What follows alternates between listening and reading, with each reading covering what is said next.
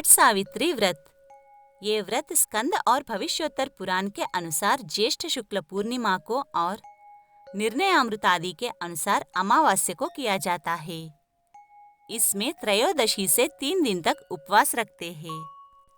हवन किया जाता है तथा बड़ की पूजा की जाती है। भीगे चने, कुमकुम, चावल, फूल, फल, दक्षिणा आदि चढ़ाकर कच्चा सूत बड़ को लपेटकर परिक्रमा की जाती है। बड़ के पत्ते के गहने बनाकर पहनने चाहिए और कहानी सुननी चाहिए। वट सावित्री व्रत कथा। मद्र देश के राजा अश्वपति के यहाँ पुत्री सावित्री का जन्म हुआ। सावित्री ने सत्यवान की कीर्ति सुनकर मन से उसे अपना पति मान लिया था। राजा ने भी हाँ भर दी। जब ये बात नारद जी को मालूम हुई तो वे राजा अश्वपति से जाकर बोले, राजन, सत्यवान गुण संपन्न और धर्मात्मा अवश्य है, लेकिन वो अल्पायु है। केवल 1 वर्ष बाद ही उसकी मृत्यु हो जाएगी। नारद जी की ये बात सुनकर राजा अश्वपति उदास हो गए। विचार करके सारी बात अपनी पुत्री सावित्री को कह सुनाई, पर सावित्री मानी नहीं और उसका विवाह सत्यवान से करवाना पड़ा। सावित्री ने नारद जी से सत्यवान की मृत्यु का समय मालूम कर लिया। सावित्री के सास ससुर नेत्रहीन थे। सावित्री ने ससुराल पहुंचते ही सास ससुर की सेवा करना शुरू कर दिया। उसने जब जाना कि पति की मृत्यु का समय नजदीक है, तब सावित्री ने 3 दिन पूर्व से ही उपवास शुरू कर दिया। मृत्यु के दिन नित्य की भांति सत्यवान लकड़ी काटने जाने लगा। तब सावित्री भी सास ससुर की आज्ञा से सत्यवान के साथ चली गई। सावित्री जंगल में जाकर लकड़ी काटने लगी और सत्यवान एक पेड़ की छांव में सो गया। वहां सांप ने सत्यवान को काट लिया। सावित्री पति को गोद में लेकर रोने लगी। इतने में उधर से शंकर पार्वती जी निकले। सावित्री ने उनके पैर पकड़कर कहा कि आप मेरे पति को जीवित कर दो। तब उन्होंने कहा, आज बड़ पूजा की अमावास्या है, तू बड़ की पूजा कर, तेरा पति जीवित हो जाएगा।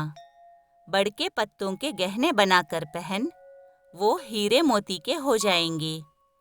तब सावित्री ने बड़ की पूजा की। तभी धर्मराज के दूत सावित्री के पति को ले जाने के लिए आए। उसको देवी विधान सुनाया। उसकी निष्ठा और पति प्रेम को देखकर उन्होंने सावित्री को वर मांगने को कहा। तब सावित्री बोली, मेरे सास ससुर वनवासी और अंधे हैं, उन्हें आप ज्योति प्रदान करें। यमराज ने तथास्तु कहा और सावित्री से लौट जाने को कहा। यमराज की बात सुनकर सावित्री ने कहा, महाराज, जहाँ पति वही पत्नी कहते हुए पीछे पीछे चल दी। ये देखकर यमराज ने उसे और एक वर मांगने को कहा। सावित्री बोली, मेरे ससुर का राज्य छिन गया है, वो उन्हें पुनः प्राप्त हो। यमराज ने ये वर देकर सावित्री को लौट जाने को कहा, परंतु सावित्री ने पीछा नहीं छोड़ा। तब यमराज ने तीसरा वर मांगने को कहा तो सावित्री ने शतपुत्रवती होने का वरदान मांग लिया। यमराज ने बोला, तथास्तु। सावित्री फिर भी पीछे पीछे चली तो यमराज बोले, अब क्या चाहती हो? सावित्री बोली, मुझे पुत्रवती होने का वचन देकर आप मेरे पति को तो लिए जा रहे हो। तब यमराज को अपनी भूल ज्ञात हुई तथा वचन रखने के लिए सत्यवान के प्राण वापस कर दिए। सावित्री उस बड़ के पेड़ के पास आई जहां उनके पति का मृत शरीर पड़ा था। उसमें जीवन का संचार हुआ तथा सत्यवान उठकर बैठ गया और घर आकर देखा तो माता पिता को भी दिव्य ज्योति वाला और राज वैभव युक्त पाया। इसके बाद सत्यवान सावित्री ने 100 पुत्रों के साथ चिरकाल तक अखंड सौभाग्य और राज्य सुख को प्राप्त किया।